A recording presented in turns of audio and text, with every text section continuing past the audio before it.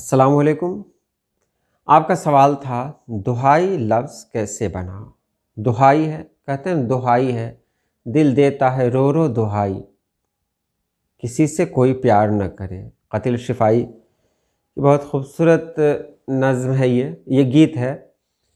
तो ये दुहाई लफ्ज़ कहाँ से आया, आज की वीडियो में यही जानेंगे। तो चलिए हम वीडियो शुरू करते हैं।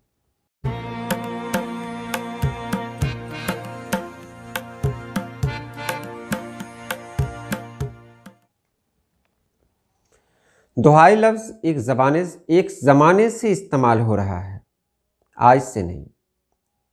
और आपको सुन के तअज्जुब होगा, ये दुहाई लफ्ज़ ना तो फ़ारसी का लफ्ज़ है ना अरबी का। ये लफ्ज़ आया कहाँ से? तो जब आप लुग़त देखेंगे तो आपको पता चलेगा कि ये दुहाई लफ्ज़ जो है ना, ये दुहाई लफ्ज़ संस्कृत का लफ्ज़ है, संस्कृत से आया है। और मैं पहले भी बता चुका हूँ कि उर्दू, फ़ारसी और अंग्रेज़ी और हिंदी, 4 ज़बान, उर्दू, फ़ारसी, अंग्रेज़ी और हिंदी पर संस्कृत ज़बान का बहुत गहरा असर है, अरबी पर नहीं है। उर्दू, हिंदी, फ़ारसी, अंग्रेज़ी, 4 ज़बानों पर संस्कृत का बहुत बड़ा असर है। इसीलिए ये मातृ बन जाता है मादर, और यही मादर अंग्रेज़ी में जाता है तो मदर बन जाता है। ये मतलब ये संस्कृत से होते हुए। तो यहाँ पर जो दुहाई लफ्ज़ आया है, दुहाई का मतलब क्या होता है? दुहाई है, ये बादशाह के सामने बोला जाता है, बादशाह का ख्याल अपनी तरफ ये करने के लिए, यानी पुकारने के लिए इसका इस्तेमाल होता है। कोई मज़लूम है ना, वो पुकारता है तो यही कहता है, किसी से मदद मांगता है ना, कोई मज़लूम किसी से मदद मांग रहा है तो वो कहता है दुहाई है। एक आम इंसान से मदद मांगेगा तब दुहाई लफ्ज़ का इस्तेमाल नहीं करेगा।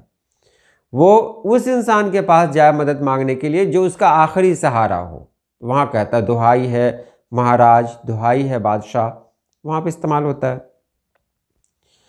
अब देखिए, दुहाई जो लफ्ज़ है ना, ये मुनादी में भी इस्तेमाल हुआ है, लेकिन इसका इतना कम इस्तेमाल हुआ है कि अब लोग भूल चुके हैं कि दुहाई फेरना भी एक मुहावरा हुआ करता था।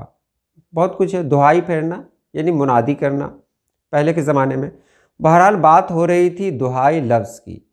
तो ये दुहाई जो लफ्ज़ बना है, जो हिंदी के 2 अल्फाज से बना है, दुई आह्वान, यानी 2 बार किसी से आह्वान करना, गुजारिश करना, रिक्वेस्ट करना, 2 बार। दुई आह्वान, यही दुई आह्वान, दुई आह्वान, दुई आह्वान, ये पता नहीं कैसे कैसे दुई आह्वान कहने में शायद मुश्किल हो रही हो। और ये उस ज़माने से राज है, ये जिस ज़माने में उर्दू की शुरुआत हुई थी। मतलब तो उस वक्त जो संस्कृत आम तौर पर बोली जाती थी यहाँ, और हिंदी में बहुत सारे लफ्ज़ संस्कृत के थे। धीरे धीरे हिंदी से संस्कृत के वो अल्फाज अलग होते गए। हिंदी ने भी मतलब अपने आप को मजबूत बनाया, और मतलब संस्कृत के अल्फाज को तोड़ तोड़ कर नए नए रूप में अपने अंदर समाया। बहरहाल ये शुरुआती दौर में दुई आह्वान था, जो हिंदी ने जब अपने अंदर इस लफ्ज़ को लाया तो वो दुई आह्वान होते होते दुहाई बना। अब यही दुहाई उर्दू, फ़ारसी में भी इस्तेमाल होने लगा ये लफ्ज़, और इतना मशहूर हो गया कि अब सब लोग कहते हैं।